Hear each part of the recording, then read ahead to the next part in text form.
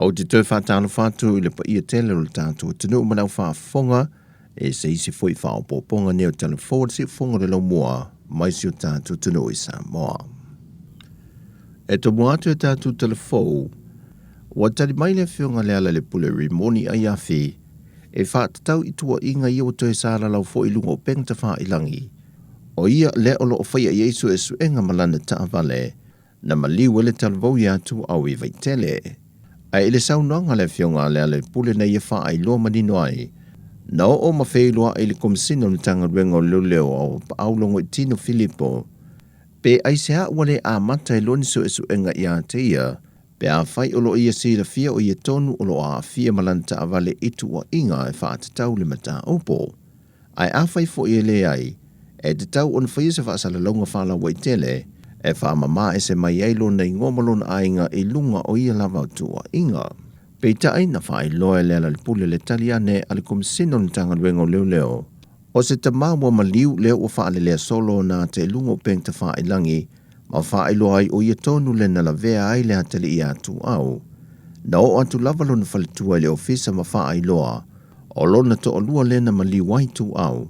Ai ua manao e wha loa, o na wasa solo ane le whaatupu mai isi ana whanau, pe foi o na mali waile ta mao le a inga.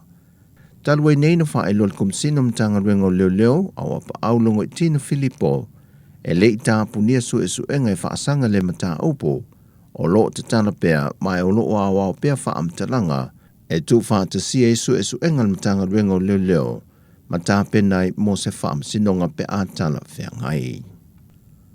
O suenga mua le vaenga o le fesa po le tine I mua Sāmoa, na whaeloe le ofisa sili a tanu vasa pe tone maunga, o lo msalo mio se whaale tonu mai waia el tise, na fuaita sa o le afi ma whaale ngai na I se vaenga o le whale talawai al Maria se tau fusi, na whaeloe ni se lau whainga ruenga le whale talawai, e le o iei se vaenga o whaale ngai no le vaenga le whaata wai vaila au mawhala au mole al tunu, wana o le vaenga po le potu le fo I pe o na mōli mau I aitan vasa, a le company va alele a le Talofa Airways, o I nā le sa sao mai ei le afi, ma afi e se vaenga le titi o le fale pito I lalo, o le fale TV a le TV tolu.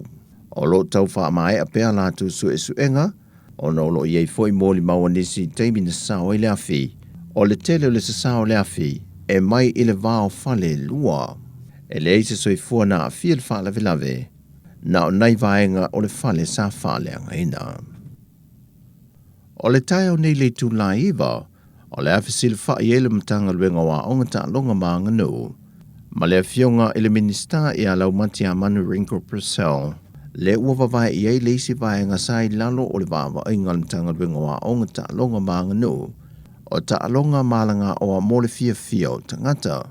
O le sunga I le ofisa sili o le matanga ruenga wa onga ta longa maanga nuu, le fionga e au Chris Hazelman, o le aia whawhelo ia le au fia fantasei ma le fionga le minista fou, le o se atu I le lātou matanga ruenga. O le sauni ngā lotu, o le a whātu teia le sunga le whaifi au ia Reverend Vaiau e te wati, o ia foi leo le komisina o le ngangana Sāmoa. O na so le ma le awa le wheloa inga, wa tāpena I ele vaenga o anga nuu māsia sia onga. Ma le saunoanga au tu o le a saunoa I ele fionga le minsta o ta longa, malanga o a mōle fio tangata, le fionga lau matia manu Rinko Purcell. O na so le ma le launga tali, me le fionga le minsta o a onga ta longa maanga nuu, le fionga se ula Ioane. O ia fetu na inga fōua te whātātia le kāpeneta, na whaeloe le fionga se ula. O wok fia iai, wala I tite inga luenga, ai o se wano fo le le ngata focus ya onga ia I ta alonga ta maitia onga. Ia ale lala ia le vaenga le o ta alonga e la vea I lunga o le mpeka ma le anga ia tu I whafa. Wa o le mele sa iai nei, pe na ma fuantu I lalo o le mtanga longa onga. Ona o le so tanga le a onga ma ta maitia onga. Ia ai o mal temi nei, ia wala vea mai ma asosia mai fafo ma olimpeka mai sta alonga uma to te lea le avenga lea mo le mtanga longa. Na whailo foi le fionga se ula, e iei le vaenga tā ua e whai ei de visuia inga, e pei o tūlanga ia. Ia e iei a mtanga luenga o loo a ngai lalo, I tai pei a o loo mtanga luenga I le nā malina ina nai tū, ia tasfo nai tū o tau whai ese fitu na inga. Ina te lea se wanoa e focus lava ia education ia me tau a onga. Ia o fo le vaenga leo sports lato. Ia tilo. E ui ua mawai ese le vaenga mailimutanga ruenga wa onga. Ai olo o iei pia ilalo le teimile nei. Se ia tapena sana ia paketi mo le isi tala whaatatau au tu o le tupe le tausanga fau.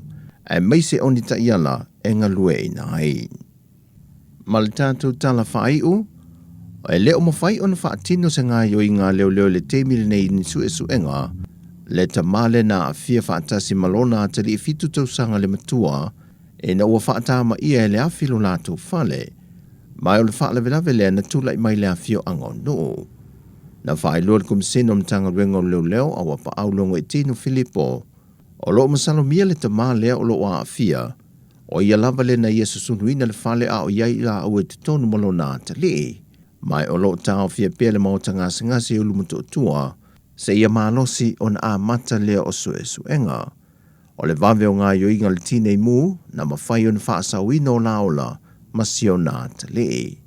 Ai ua maua e au telefou, o le tamawa a fia, o se tasi o tau ainga o se sui whaipule o le pāle mene. O tana fawia mai Sāmoa manuila ni yaso si o tātou tunu i whiau matiute, o le a whenga iai, whaasoi foia.